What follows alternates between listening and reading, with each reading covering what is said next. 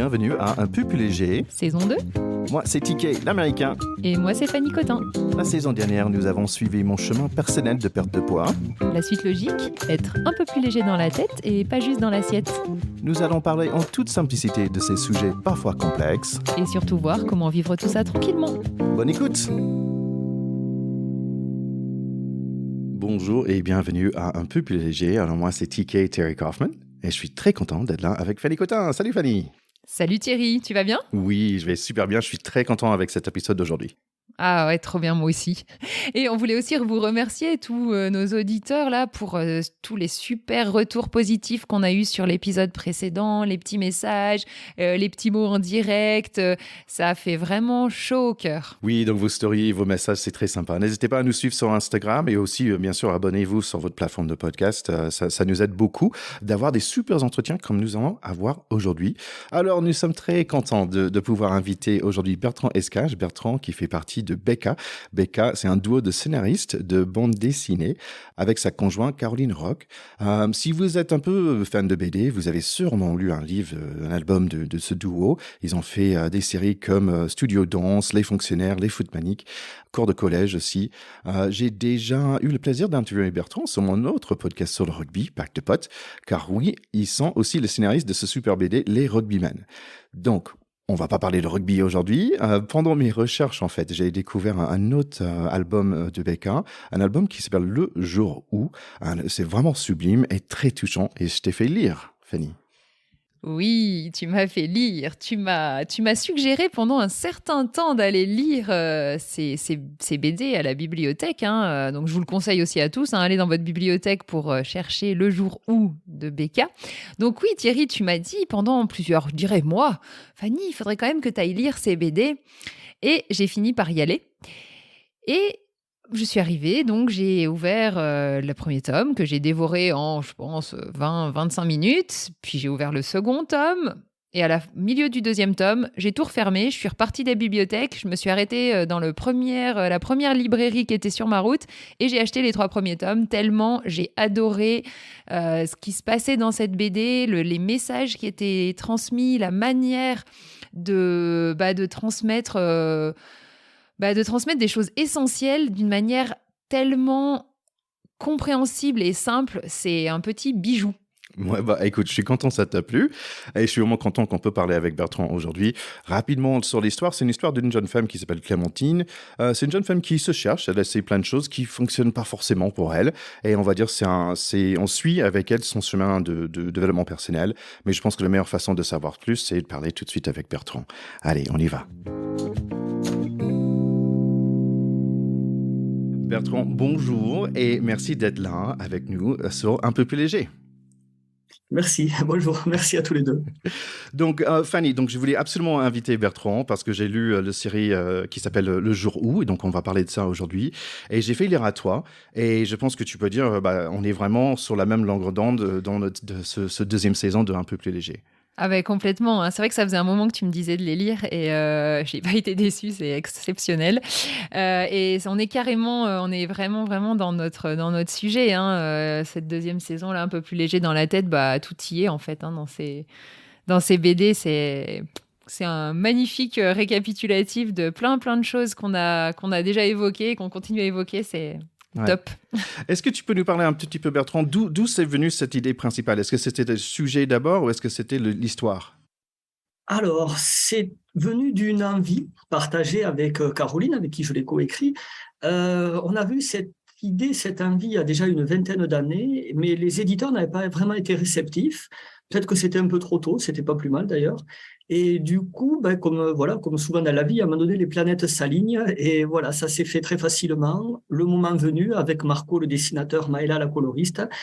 Et donc voilà, après, par rapport ce qu'il y a de très particulier avec cette série, c'est que finalement, c'est le personnage qui nous mène et c'est pas nous, les scénaristes, qui pouvons le mener. Alors, c'est assez perturbant en tant que scénariste, évidemment, mais le personnage a tout de suite pris le dessus et, on ne peut pas lui faire faire absolument tout ce qu'on voudrait. C'est plus cohérent. Et c'est elle qui, finalement, reste aux commandes de l'histoire, alors que c'est quand même un personnage fictif. C'est très particulier, c'est très agréable à écrire pour ça.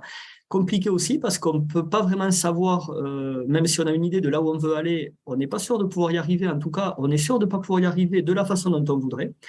Et finalement, ça ressemble à la vie, tout simplement. Ouais. Parle-nous alors de cette personnage, c'est Clémentine, je trouve. En fait, je me reconnais pas mal, je pense que pas mal de nos lecteurs aussi, de tes lecteurs, pardon, avec ce personnage principal. Est-ce que tu peux nous mettre un mot, qui est Clémentine? Mais c'est toi, tout simplement. À Clémentine, on a voulu s'inspirer comment dire, d'une jeune fille qui a entre 30 et 40 ans, enfin, c'est pas vraiment précisé à ce niveau-là, qui arrive quand même au moment où, normalement, on commence à se poser des questions sur la vie, c'est-à-dire que on est sur les rails de notre enfance, où les parents nous donnent un petit peu le mode d'emploi, notre environnement nous conditionne avec les bons côtés et les mauvais côtés à voir la vie d'une certaine façon, et puis on est jeune, on ne remet pas encore tout ça en question, et puis quand même, finalement, pas mal d'événements font qu'on est obligé de relativiser, de revoir les choses. Le conte de fées, pour ceux qui ont eu une belle enfance, commence à se ternir un peu. Pour ceux qui ont eu une enfance catastrophique, ils vont pouvoir réaliser aussi que ils sont aux commandes de leur vie et ça peut changer. Et donc voilà, on en arrive à cette période, plus ou moins tôt selon les personnes, où quand même on va commencer à remettre beaucoup de choses en question et à en espérer, à en envisager d'autres, ou alors avoir le flou complet, justement. Et c'est le cas de Clémentine. Voilà, elle n'est pas vraiment malheureuse, c'est pas la cata, mais ça va pas terrible non plus. Et donc elle se demande qu'est-ce que je garde, qu'est-ce que je garde pas, qu'est-ce qu'il faudrait faire. Et donc voilà, et comme voilà, on s'est tous posé ce genre de questions et on n'a pas forcément trouvé les réponses, c'est bien de partager cette absence de réponse avec Clémentine. Elle est à la recherche.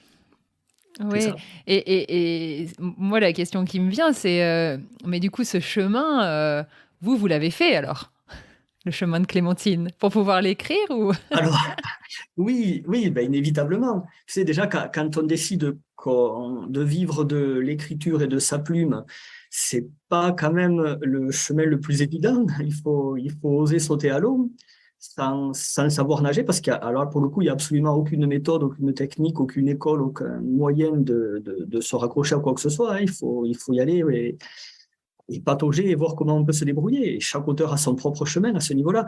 Mais ensuite, oui, ce chemin, on l'a tous fait. Et l'intérêt, c'est que c'est un chemin. Il n'y a pas vraiment de ligne d'arrivée. La ligne d'arrivée, c'est que la vie s'arrêtera un jour. Mais à part ça, tout le reste, ce sont toujours des chemins, des nouveaux chemins, de nouvelles interrogations. Et donc, oui, on l'a fait, mais je pense que tout le monde le fait à sa façon aussi. Mais comment alors, on va dire, rendre ça abordable? Parce que c'est des sujets qui sont super complexes. Avec Fanny, on suit un certain chemin ensemble et on voit qu'il y a tiens, on voit des petites pépites. Ah tiens, je suis en train de vivre quelque chose. Mais comment tu as pu rendre ça sur la page? Est-ce qu'il y avait beaucoup de recherches à faire ou c'était par pas juste toi, mais votre expérience personnelle? Comment tu as pu, on va dire, focus tout ça? Ouais, le synthétiser.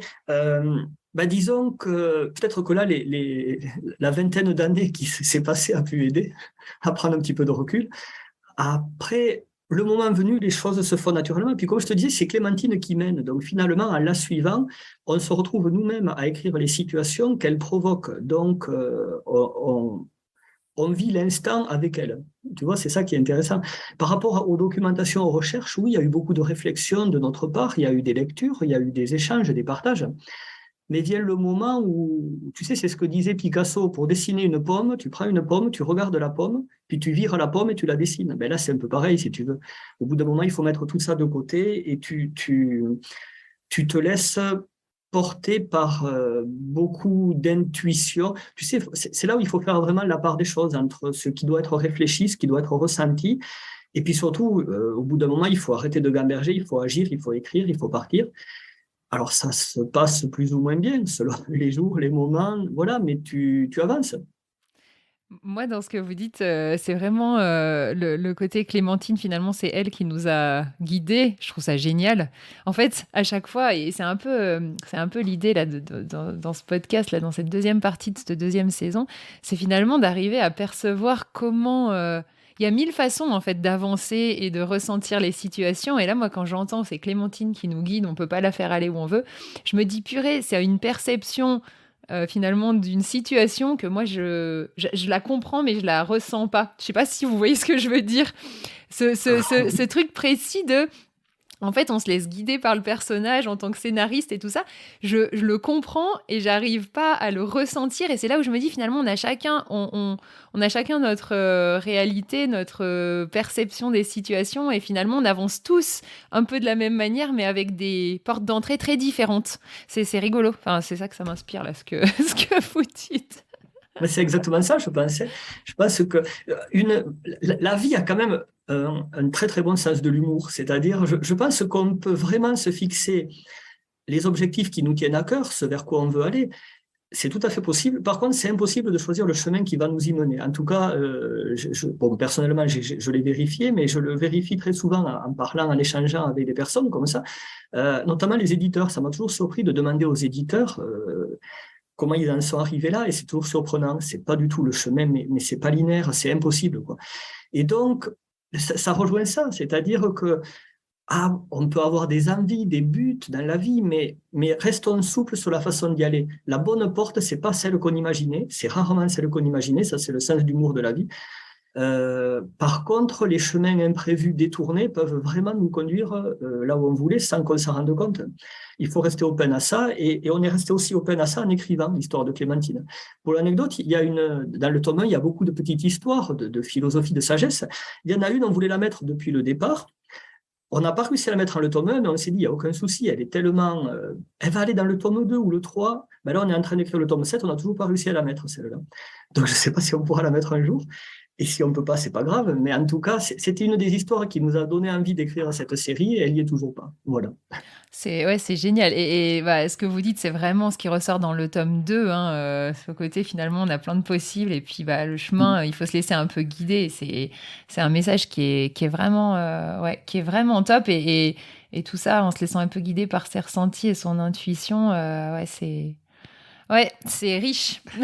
Ça, c'est marrant parce que je suis revenu, en fait, quand je relisais encore pour préparer pour cet entretien. En fait, ça fait un bon moment qu'on ne s'est pas parlé. Et en fait, il y avait beaucoup de choses qui sont déjà passées. Donc, j'ai relu avec une autre lecture, en fait, parce que j'ai beaucoup comparé à ma vie aujourd'hui et les différents choix que j'ai faits. Et par exemple, pourquoi faire des podcasts? Parce que ça me fait l'opportunité de rencontrer des personnes comme toi, comme Fanny, de partager des choses ensemble. Et ça me ramène dans une autre voie où j'aurais jamais cru avant. Et je trouve ça vraiment superbe. En fait, avec Fanny, parce que elle venait juste en off, elle disait un truc par rapport au tome 3, parce qu'il y a un nouveau concept qui entre, qui, si je prononce bien, les aimantes. Des aimanteurs. Et en fait, elle a dit, bah tiens, c'est marrant parce que c'est parce que Clémentine a vécu tome 1 et vécu tome 2, et maintenant qu'en tome 3, elle se rend compte. Oui, parce que quand j'ai lu le tome 3, j'ai intellectualisé en fait beaucoup plus. Autant les deux premiers, je me suis vraiment, je pense que ça matchait avec mon chemin personnel et du coup j'arrivais à le ressentir profondément. Le troisième, je me suis vue en train d'intellectualiser le concept, me dire oh là là, mais qu'est-ce que c'est, d'essayer de comprendre. Et je me suis dit, ah ok, c'est qu'il y a un truc que j'ai encore pas perçu à un autre niveau. Et j'ai trouvé ça super intéressant, ce concept des menteurs. J'ai débattu avec mon mari et tout ça. Et en fait, après un petit temps de réflexion, je me suis dit, non mais en fait, c'est parce que Clémentine en est au niveau d'avancée personnelle de la fin du tome 2 qu'elle est en capacité de repérer les aimanteurs dans sa propre vie et de faire les choix en fonction de ces aimanteurs. Mais ça m'a demandé un petit temps de cogitation parce que c'est vrai que ce concept, j'ai eu du mal à l'appréhender au moment de la lecture. Tu peux l'expliquer? Qu'est-ce que c'est? Oui, alors oui, c'est tout à fait ça, Fanny.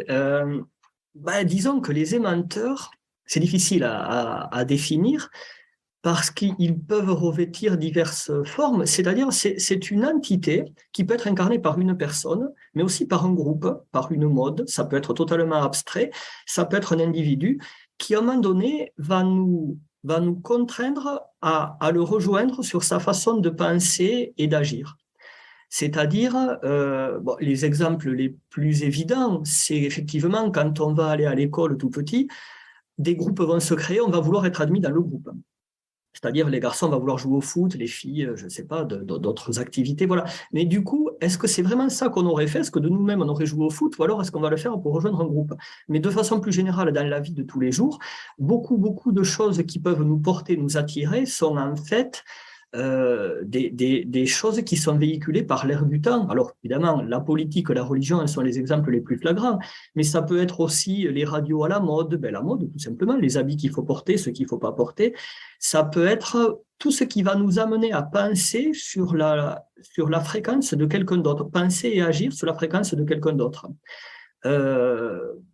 Voilà, et donc ces aimanteurs, dont le terme on l'a forgé comme ça, c'est-à-dire aimant pour le côté attractif, mais menteur parce que ça va vraiment nous éloigner, et au plus on avance dans la vie, plus ils vont nous éloigner de nous-mêmes.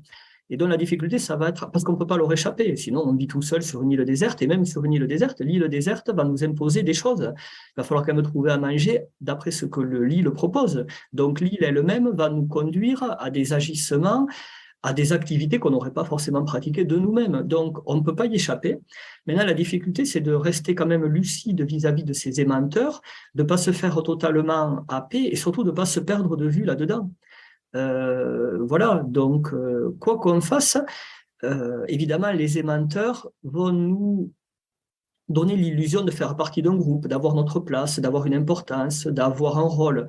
Et ça, on en a tous besoin dans la vie. Quelque part, ils nous donnent de l'amour ou une illusion d'amour. La différence, elle est là. Il va falloir faire la part des choses.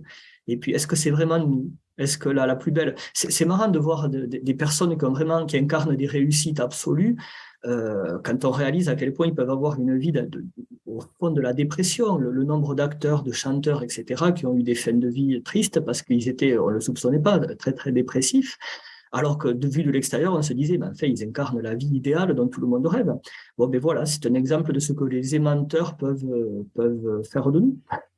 C'est marrant parce que j'ai relu celle-là l'autre jour et en fait ça tombait pique parce que j'avais une mauvaise journée, il y avait plein de trucs qui entraient dans mon esprit et en fait la dernière page de cet album on parle de l'idée mais en fait quand tu as une mauvaise journée quel mentor t'es en train de servir plutôt que toi-même et en fait ça m'a fait ouf et c'est là où je me suis dit je me suis rendu compte que vraiment cette série c'est comme ça peut être utilisé pas juste comme une série de BD à lire pour le plaisir, une histoire à suivre mais aussi en référence dans un sens d'avoir dans son bibliothèque pour dire ah oui tiens je sens un peu comme ça aujourd'hui, tiens je vais prendre le tome 1 ou le tome 2 ou le tome 3 ou jusqu'à 5 ou 6 et pour un référence pour se rappeler un petit peu de ces éléments super importants là.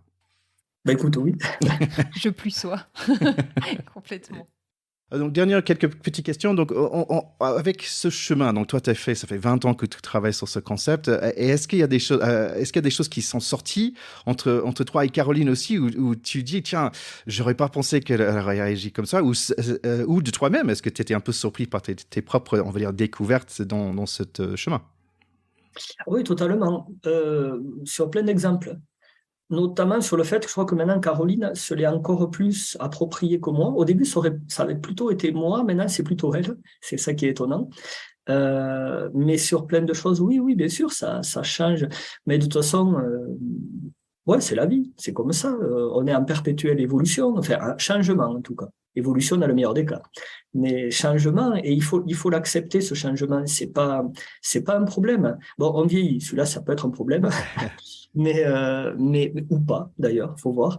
Mais les autres, il faut les accepter et même idéalement les souhaiter. Ça secoue, mais enfin, c'est quand même c'est chouette parce que ça permet de vivre plusieurs vies en même temps. C'est ça qui est bien, mais de façon positive. Attention, je dis pas qu'il faut tout envoyer valser et tout détruire, surtout pas même.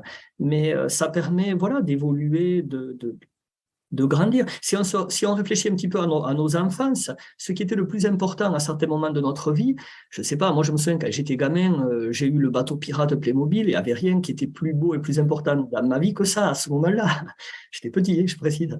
Voilà, aujourd'hui, effectivement, je m'en fous complètement du bateau pirate Playmobil, que je n'ai même pas gardé d'ailleurs, je ne sais pas où il est. C'est d'autres choses, mais on va évoluer, on va continuer à évoluer comme ça jusqu'au bout, j'espère. Donc, voilà, un aimanteur, le bateau pirate que j'ai laissé de côté, pour en choisir d'autres, mais j'espère en changer encore plus tard. Ouais, rester flexible et puis pas rester agrippé sur une situation même confortable qui finalement nous retient des fois en arrière. J'aime bien, tu avais dit souhaiter le changement. Je trouve ça intéressant de souhaiter.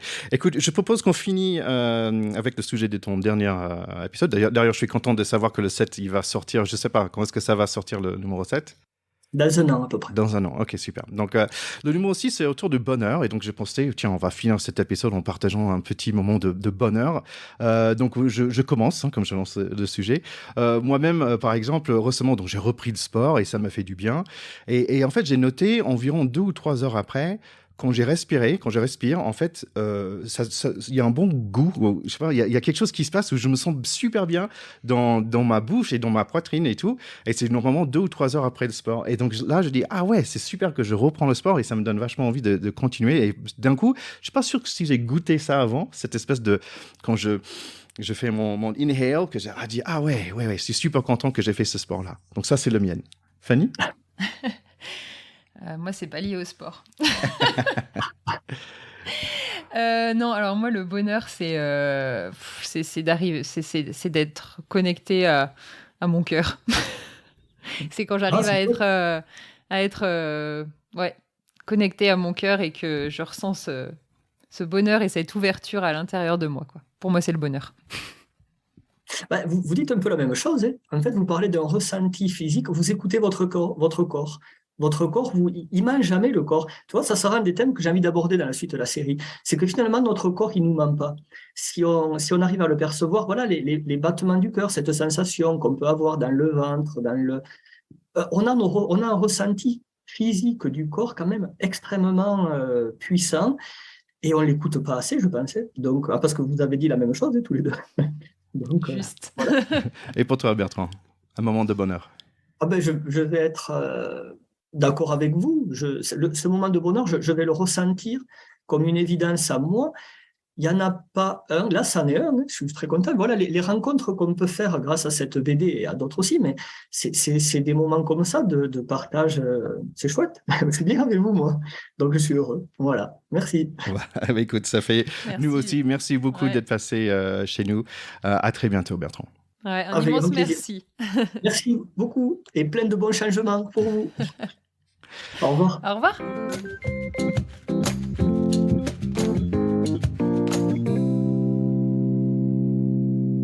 Bon, Fanny, je savais que cette interview te plaira. Ah mais oui, c'était trop bien. Il est génial, ce Bertrand Estèche. C'est vraiment quelqu'un de super attachant. Donc, je remercie beaucoup Bertrand de passer ce temps avec nous. C'est un vrai plaisir. À chaque fois, j'ai l'opportunité de parler avec lui. Donc, on conseille, vous pouvez aller chercher ça, cette série de BD Le Jour où de Becca. L'éditeur, c'est Bamboo Édition. Et on le conseille vivement. Et on n'est pas payé pour le dire, il faut quand même le dire. Mais franchement, ça nous a beaucoup plu. Ah ouais, et puis alors moi, ça a plu aussi à mes enfants, donc qui ont 8 et 9 ans. Donc, en fait, c'est vraiment accessible à toute tranche d'âge. Et franchement, faut pas le dire aux gens qui sont proches de moi, mais je pense que ça va être mon cadeau de Noël principal. Génial. Écoutez, allez suivre aussi Becca sur Instagram. Et pendant que vous êtes là, touchez le petit bouton pour nous suivre aussi. On a hâte de faire des interviews comme ça. Ça nous a vraiment fait beaucoup de plaisir de le faire ensemble. Et j'espère que vous aimez aussi nos chers écouteurs. Bon, écoutez, à très très bientôt pour tout le monde. À très bientôt. À toi, Fanny. À bientôt, Thierry.